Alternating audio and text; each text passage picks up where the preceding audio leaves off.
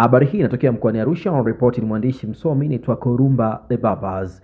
Maadhimisho ya siku ya utalii duniani imefanyika leo hii katika mamlaka ya hifadhi ya Ngorongoro, yakihusisha wadau mbalimbali wa sekta ya utalii nchini, huku lengo la maadhimisho hayo ni kusisitiza umuhimu wa ushirikiano kati ya serikali na sekta binafsi na wananchi katika kukuza utalii endelevu ambao unaleta tija kwa taifa. Akizungumza katika maadhimisho hayo, Katibu Mkuu wa Wizara ya Maliasili na Utalii, Dr. Hassan Abbas, ameeleza kwamba sekta ya utalii ni muhimu na ni muhimili muhimu kwa uchumi wa taifa kwa kuwa inaleta ajira, pato la taifa na kuchochea maendeleo ya jamii. Amesisitiza pia kuwa mafanikio ya sekta hiyo yanategemea ushirikiano thabiti kati ya serikali na wadau wa sekta binafsi.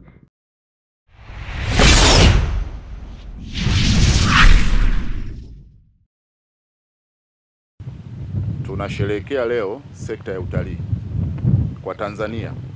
Sekta inakwenda vizuri na yuko mkurugenzi hapa mwenye sekta. Sekta inakwenda vizuri sana, na dunia inaposherehekea leo tarehe 27 mwezi wa 9 siku ya utalii, sisi Tanzania tunajinasibu kwamba tumetekeleza na kazi kubwa imefanyika.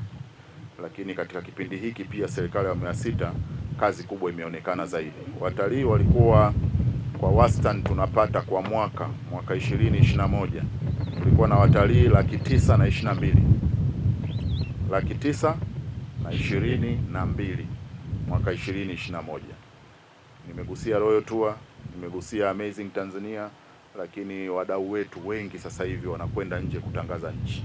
Leo kupitia takwimu za mwaka jana mpaka Desemba, watalii wa kimataifa wameongezeka kutoka 922 mpaka milioni 2.14. Kwa hiyo tumetoka watalii 922 mpaka milioni 2.1 kwa mwaka jana. Maana takwimu za mwaka huu tutazitoa Desemba kama nilivyosema, lakini kuna ongezeko kubwa nitaligusia. Hawa ni watalii wa kimataifa, na kwa takwimu zetu ongezeko hilo ni sawa na 132. Lakini baada ya hamasa Mheshimiwa Rais mwenyewe kutoka na watu wengine wakatoka wakatangaza, tunayo furaha kusema kwamba kufikia Desemba mwaka jana sisi wenyewe sasa tumefunika. Watalii wenyewe wa ndani walifikia milioni 3.21, ambao ni sawa na asilimia zaidi ya 307 ndio. Kwa hiyo kwa ujumla wake mwaka jana idadi ya watalii ilifika milioni 5.3. Kupitia leo siku ya utalii duniani, sekta ya utalii kwa mwaka mzima uliopita mwaka jana ndiyo imekuwa sekta kiongozi, sekta namba 1. Walimu mtatusamee kidogo, sio sekta ya elimu.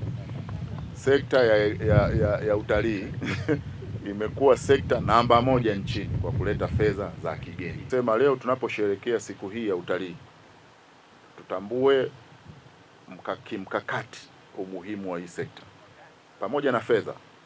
Tukiangalia kwenye ajira, tumejaribu kukompyuti ajira na kila siku zinazalishwa, lakini kwa takwimu zetu tayari wa Tanzania milioni 2.5 wameajiriwa kwenye sekta ya utalii. Pia yale niliyoyasema, uhifadhi na utalii kufanya vizuri, tunasherehekea pia jambo jingine muhimu sana leo, kwamba sekta ya utalii imeifanya nchi yetu itambulike kimataifa. Mwaka jana tulishinda tuzo ya kuwa taifa linaloongoza duniani kwa utalii wa safari. Kwa hiyo leo duniani wanaweza wengine wakaongoza kwa kilimo cha pamba, wengine wakaongoza kwa kilimo cha mahindi, kwa uvuvi, lakini Tanzania ni nchi namba 1 kwa utalii wa safari duniani. Tumetawazwa mwaka jana. Lakini Tanzania pia ina tuzo ya Afrika kwamba ni nchi namba 1 ya Afrika tena kwa utalii wa safari. Sasa hapo sijaenda kwenye maeneo moja, mlima Kilimanjaro ulishinda kama mlima au hifadhi ya mlima bora zaidi. Serengeti ilishinda, Ngorongoro hapa tulipo tumeshinda, hifadhi yetu ya Nyerere, Kitulo, hata bodi yetu ya utalii. Mkurugenzi yuko hapa, ni bodi inayoongoza Afrika. Kwa hiyo kila mahali Maana yake ni kwamba mafanikio yetu yanajieleza, yani fanikio moja linatengeneza jingine linatengeneza jingine. Kwa hiyo ni sekta muhimu na tuendelee kuilinda. Lakini kuna ripoti pia zinatolewa na shirika la utalii duniani ambazo zinaonyesha mataifa yanavyoperform. Kwa kifupi tu, ukiangalia ripoti ya shirika la utalii duniani linaitwa UN Tourism, wanaonyesha kwamba Tanzania ni miongoni mwa nchi zinafanya vizuri katika kategoria mbalimbali. Lakini kwenye ripoti yao ya mwaka jana walionyesha kwamba ukiangalia mataifa ya Afrika yaliyofanya ongezeko zuri la watalii ukilinganisha na kipindi cha COVID mpaka sasa, Tanzania ilikuwa namba moja Afrika. Yaani sisi ni namba moja sisi mpaka lini. Tukafuatiwa na nchi kama Morocco na mataifa mengine ya Afrika yakafuatia nyuma yake. Lakini tuna ripoti za mwaka huu tunazisubiri, zitakapotoka nafikiri mwisho wa mwaka tutashare nanyi.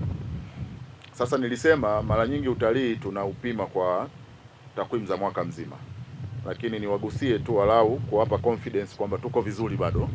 Tumeangalia takwimu za nusu mwaka mpaka mwezi Julai mwaka huu. Ninayo furaha kuwajulisha kwamba utalii umeendelea kuwa juu.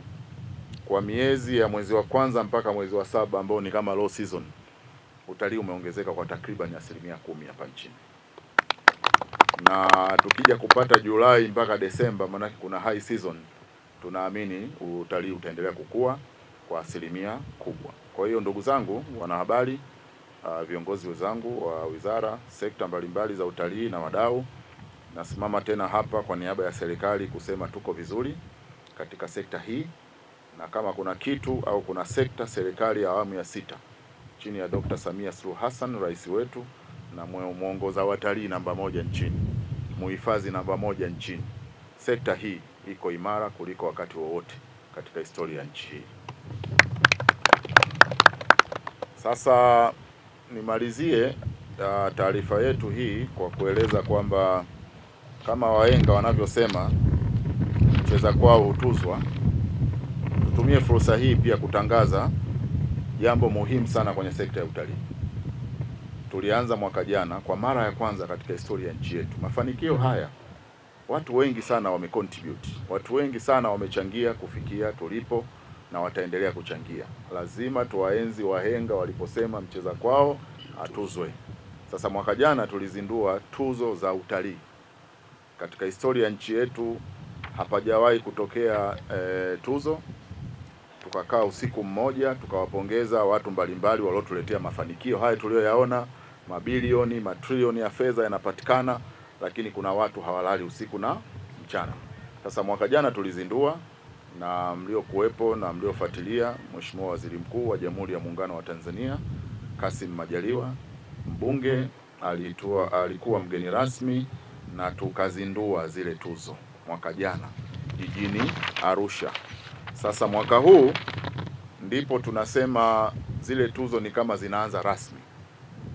Mwaka jana tulizindua, tukatoa tuzo za heshima kwa kuwatambua watu wachache na mchango wao katika sekta.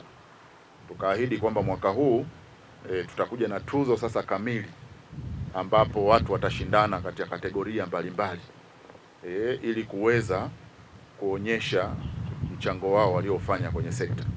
Sasa ninayo furaha na tuliona na wenzetu na wizara tukakubaliana kwamba tueleze leo kidogo mchakato mpya wa tuzo za utalii. Ni tuzo za kitaifa kabisa.